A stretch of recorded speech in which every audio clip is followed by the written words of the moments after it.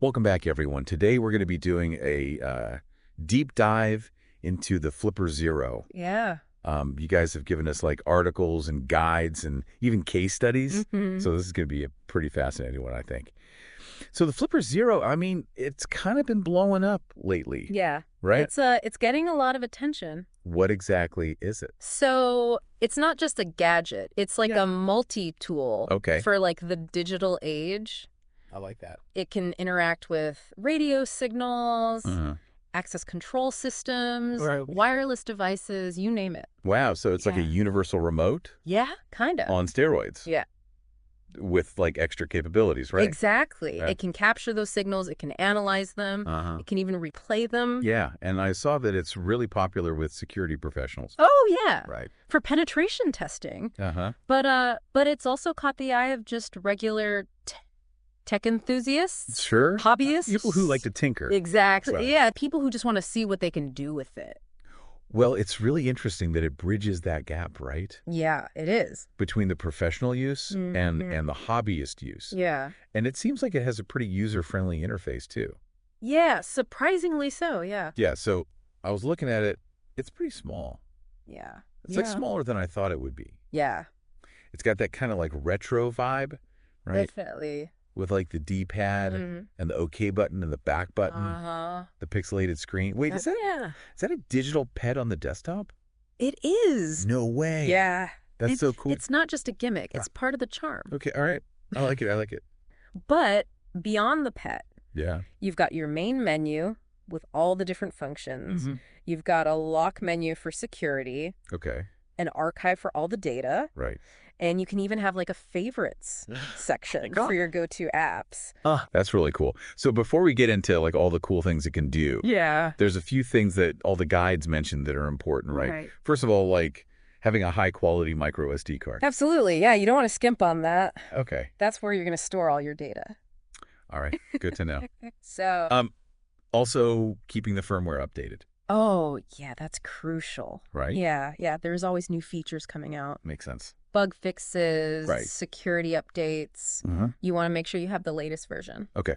And the last thing, and I know it can happen with any device, right, is if it freezes up, Yeah. what do you do? Well, there's a magic combo. Okay. Left and back buttons Huh. hold for 5 seconds. Got it. That'll force a reboot. Okay. It's kind of like restarting your computer. Exactly. Yeah. Good to know.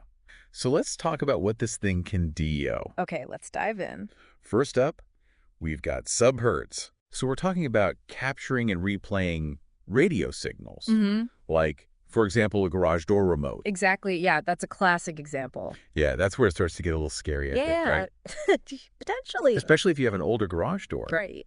So the Flipper Zero has this frequency analyzer, Mm-hmm. Right. helps you pinpoint Okay. the exact frequency that the remote is using. Okay. And then you can use the read raw function Okay. to capture that signal. So it's basically like hitting the record button. Exactly. You've got it. Yeah. Wow. And that's where we get into these security implications. Okay. Because there's a big difference Mhm. between those simple remotes Yeah. and the ones that use rolling codes. Okay. So explain the difference. So simple remotes, Mm-hmm. they send the same signal every time you press the button, Okay. which means if someone captures that signal, Yeah. they could use it to open your garage later. Oh. Whereas rolling codes, Yeah. They change the signal with each use. Okay. So there's much more secure. so if you have an older garage door Right. with a fixed code, somebody with a Flipper Zero could open your garage door. Potentially. Yeah. Oh, wow. If they were able to capture the signal. That's why it's so important Yeah. to test these things responsibly. Absolutely. Only on your own devices. Right. Of course. Of course. So I guess it's a good reminder to everyone out there to check your garage door opener and see if it uses rolling codes. Yeah, good point. Right. And if not, maybe it's time for an upgrade. Might be a good idea. Yeah. All right, let's move on to RFID. Okay. So this operates at 125 kilohertz. Uh-huh. It's kind of like the older, less secure cousin of NFC. Yeah, you could say that. Right. Mm-hmm. Often used in access control systems, right? Exactly, yeah. Like those key card entries you see in offices and stuff. Yep. So the Flipper Zero can read, write, and even emulate RFID cards Right. and tags, Uh-huh. which again, Yeah, is really important for security researchers. absolutely. Right. Testing those systems. Yeah. Yeah. Making sure they're secure. All right, and then NFC operates at 13.56 megahertz. That's right. This is what we see in all those smart cards that we use every day. Yep. Right. Public transportation. Public transportation. Contactless payments. No. Access control. Right. It's everywhere. It's everywhere. And it's generally considered more secure than RFID. It is, yeah, generally speaking. But not foolproof. Not at all, no. Right. The flipper can read and replicate NFC cards as well. Oh, wow. Which, again, has huge implications for security. All right, so next up we have infrared.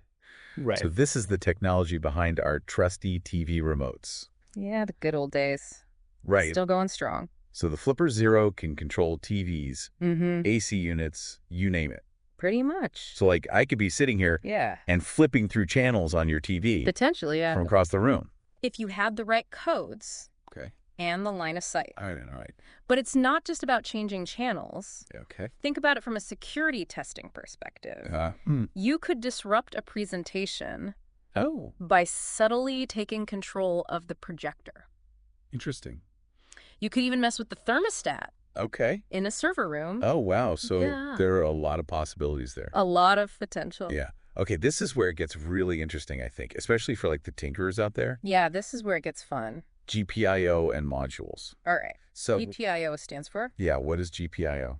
General Purpose Input Output. Okay. And it essentially allows the Flipper Zero to interact with external hardware. Gotcha. So that's where you start connecting modules. Okay. And using the flipper for things like flashing firmware, debugging, even fuzzing. And fuzzing is?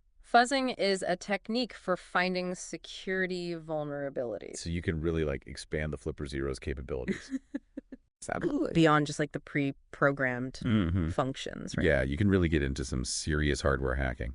That's really cool. Yeah. We also have iButton, which is often used for access control, Yep. temperature and humidity measurements, and even cryptography. That's right. And as you might expect, the flipper can read, write, and emulate iButton keys. Of course, yeah. Right. Adding another layer to its already impressive functionality. This is amazing. And now for the feature that I think is the most interesting, the one that really caught my eye, bad USB. Ooh. This is where things get really exciting, right? This is where it gets a little bit spicy. Yeah. So the Flipper Zero can basically act as a keyboard, right? Yeah. Executing commands on a connected computer. It's pretty powerful. Using a scripting language called DuckyScript. That's right. So, like, imagine this. You plug in your Flipper Zero, and it starts typing out commands. To, like, download malware or steal data or create a backdoor on the target system. It's a powerful capability. That's insane. It really underscores the importance of understanding security risks and taking precautions. You mentioned payloads. Right. What are those? Those are the sets of commands written in DuckyScript that tell the Flipper Zero what to do when it's connected as a bad USB. Gotcha. So it's not for the faint of heart. Not really, no. But it is fascinating. It is, yeah. So I guess the important thing to remember here is that the Flipper Zero itself doesn't contain any malicious payloads. Exactly. It's up to the user to create and upload those. So it's a tool. Like it's a tool. It's a neutral instrument. And it can be used for a lot of different things. Yeah, both ethical and unethical. Right. So the responsibility really lies with the user. Absolutely. To use it ethically and legally. Couldn't agree more. Okay, and finally we have U2F, which stands for Universal Second Factor. Yeah. So this is all about increasing security. That's right. The Flipper Zero can act as a second authentication factor for your online accounts. An extra layer of protection. Like a physical key for your digital life. Exactly, yeah. Right. Instead of just relying on passwords, you can use the Flipper Zero to generate a unique code that verifies your identity. That's a really good idea. It's a great way to combat phishing attacks and other threats.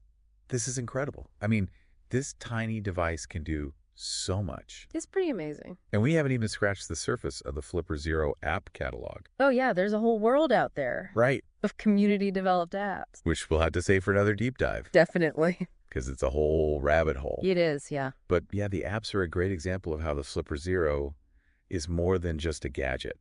It's like a platform, right? It's a platform. This evolving ecosystem where, you know, new tools and features are being added all the time. Absolutely. By this amazing community. Driven by the community. Yeah. Yeah. So we've covered kind of the basic layout.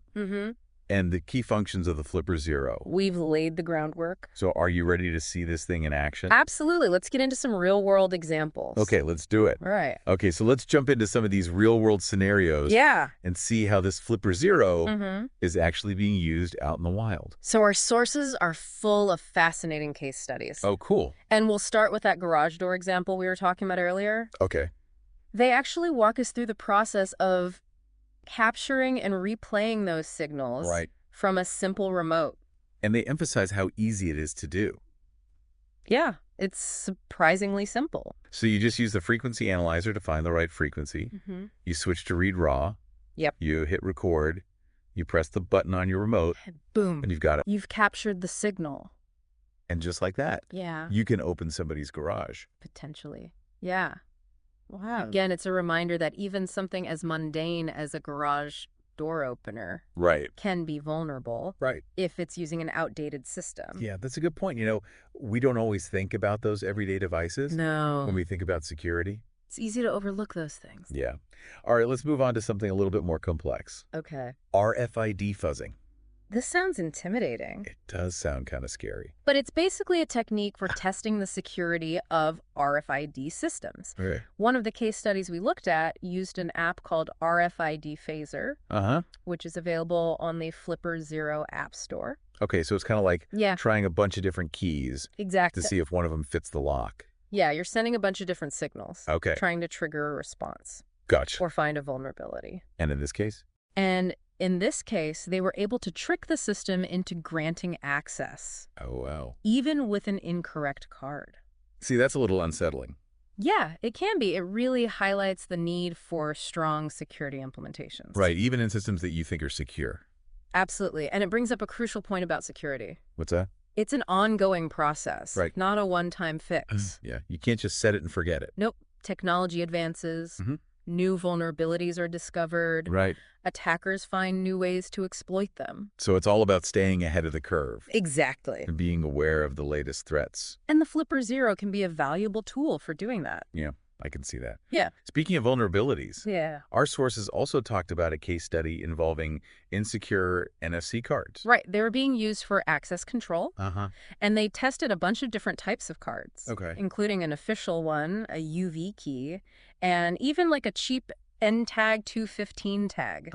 Yeah. And the system was pretty good at resisting the emulation of the official card or the UV key. But they were able to successfully emulate the cheap NTAG G215 tag. Using the Flipper Zero. Using the Flipper Zero. And gain access. And they got in. Oh, wow. So even though NFC is supposed to be more secure than RFID. It is, generally, yes. It's not immune to attack. If it's not implemented properly. Exactly. Yeah. The takeaway here is that security isn't just about the technology itself. It's about how it's used. How it's implemented. And how it's implemented. Okay. You can have the best technology in the world. Right. But if you don't use it right, it's useless. It's not going to protect you. All right, let's shift gears a little bit. Okay. Talk about red teaming. All right. So our sources described how the Flipper Zero can be used to create distractions or even disrupt operations. During like a security assessment. This is where it gets fun. So remind me what red teaming is again. So red teaming is basically simulating real-world attacks to test an organization's security posture. It's not about causing damage or harm.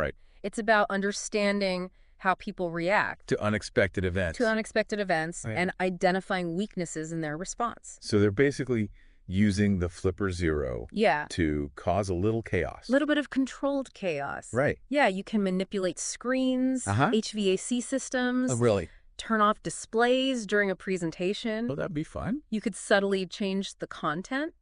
Interesting. Mess with the temperature in a server room. So it's about testing those response protocols. Exactly. Seeing how resilient an organization is. See unexpected events. I like it. It's a good way to, kind of test that human element as well. The human element is often the weakest link. Right. Exactly. Exactly. Okay. And speaking of links. Let's talk about iButton. All right. Those little electronic keys. Right. We talked about those. They're used for access control, environmental monitoring, even storing cryptographic keys. And of course, the Flipper Zero. The Flipper Zero can read, write, and emulate them. It's like having a master key. In a way. They can unlock a whole bunch of systems. It's a very powerful way to test the security of these iButton systems. And our sources actually talk about some pretty advanced use cases. They do. Right? Like emulating and brute forcing. A Dallas iButton, DS1990A. That's some serious hacking. That's hardcore. So we've seen how the Flipper Zero can be used to test garage door openers, access control systems, even these little iButton keys. It's a versatile tool. It is. And we've seen how it can be used in red teaming scenarios to test an organization's resilience. It's more than just a toy. It's definitely more than just a toy. It's a powerful tool for exploration. Absolutely. Learning, pushing the boundaries. But we have to use it responsibly. Couldn't agree more. Unauthorized access, malicious activities. Never acceptable. All right, so we've kind of explored the built-in functions of the Flipper Zero. We've seen it in action. Now let's take it a step further and talk about customization and expansion. All right, this is where it gets really interesting. This is where we take it from stock to supercharged. Exactly. We're talking custom firmware. Oh, cool. Plugins, modules. A whole ecosystem of community-developed resources. That's awesome. Yeah, you can really unlock the Flipper Zero's full potential here. So our sources highlight two popular firmware options. Yeah, extreme firmware and unleashed firmware. Okay, and what are the benefits of using custom firmware? So they offer a range of benefits. Yeah. You get expanded features, customization options, and often even enhanced stability.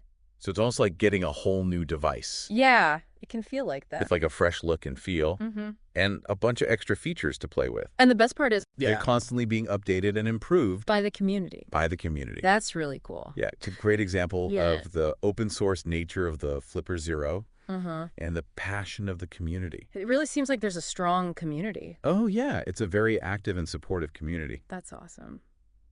And speaking of community resources, our sources pointed us to something called the Awesome Flipper Zero collection. I love that name. It's a great name. Yeah. So what is it? It's like a treasure trove of scripts, tools, and applications. Developed by users. Developed by users. I checked it out. Yeah. It is incredibly comprehensive. It's amazing. You can find everything from Wi-Fi scanners and Docker modules to IR Xbox controllers and barcode scanner emulators. It's a giant toolbox. It is. For anyone who wants to take their Flipper Zero adventures to the next level. It really is. It's like a whole other world. To explore. And then there's also like the custom animations and graphics. Oh, yeah. People are getting really creative. That people are making. With the Flipper Zero. Yeah, it's not just about functionality. It's about making it your own. Personalization. Yeah, I like that. Yeah. So we've seen how you can use the Flipper Zero to test security systems, emulate devices, even disrupt operations in a controlled setting. In a safe and responsible way. Of course. Of course. We've explored its built-in functions. We've gone pretty deep. We have. We've talked about its capabilities for customization and expansion. And the community. And this amazing community that's driving its evolution. Yeah, it's really impressive. And we've emphasized the importance of responsible use. Absolutely. Making sure this powerful tool is always used ethically and legally. Couldn't agree more. So what are some of the key takeaways for our listeners? Yeah. What should they be thinking about after this deep dive? What should they be taking away from all of this? Into the world of the Flipper Zero. Honestly, all this talk about what the Flipper Zero can do has me thinking about my own devices. Yeah. And how secure they actually are. It's pretty eye-opening, isn't it? But, you know, it's important to remember. Yeah. The Flipper Zero isn't creating these vulnerabilities. Yeah. It's just exposing them. It's like shining a light. Exactly. In a dark corner. It's like we're surrounded by this invisible world of signals and protocols. That we don't even think about. Right? We just take them for granted. Yeah, totally. So big takeaway for our listeners. Yeah, what should they be thinking about? What should they be thinking about after this? Yeah. After learning all this stuff about the Flipper Zero? Well, I think the biggest takeaway is that security, it's not a one-time thing. Okay. It's an ongoing process. You can't just set it and forget it. Exactly. Like technology is always advancing. Right. The threats are evolving. And we need to be aware of that. So be proactive. Be proactive. Not reactive. Exactly. Don't wait till something bad happens. Yeah, don't wait till you're a victim to start thinking about security. Take the time to understand the risks What could happen? What are the potential consequences? Right. And then what are the simple steps you can take? Right, like upgrading your garage door opener. Exactly. To one with rolling codes. There you go, see? You're getting it. I'm learning. But it's not just about the tech, right? Yeah. It's about people, too. Right, the human factor. A human factor, yeah. Human error, negligence. Complacency, all these things contribute to security breaches. For education, awareness, that's key. Absolutely. And I guess a healthy dose of skepticism. Oh, yeah. Never hurts. Never hurts. Question everything. Right. Don't take anything for granted. Don't assume things are secure. And I think that's where the Flipper Zero can be such a valuable tool. Yeah. It kind of makes you think differently about security, right? It does. Like it makes you want to explore. It shows vulnerabilities. And understand how things work. Yeah. Understand how things work. At a deeper level. It's not just a security tool, it's a learning tool. Exactly. Tool for exploration. And let's be honest, it's fun to use. Oh, absolutely. Kept that cool retro look. It's got the digital pet. The digital pet. The community. This amazing community. Yeah. It's a fun gadget. Yeah. As well as a powerful tool. So, to wrap things up, yeah, I encourage everyone listening, keep exploring. Keep learning. The world of the Flipper Zero. Check out that awesome Flipper Zero collection. It's awesome. It is awesome. Dive into the forums. The communities. See what this thing can do. Yeah. But always remember. Yes. Great power. Great responsibility. And they're wisely. Ethically. Legally. Happy hacking. All right, that concludes our deep dive into the Flipper Zero. I hope you enjoyed it. We hope you learned a lot. Learned some new things. And until next time, stay curious, stay informed, and stay secure.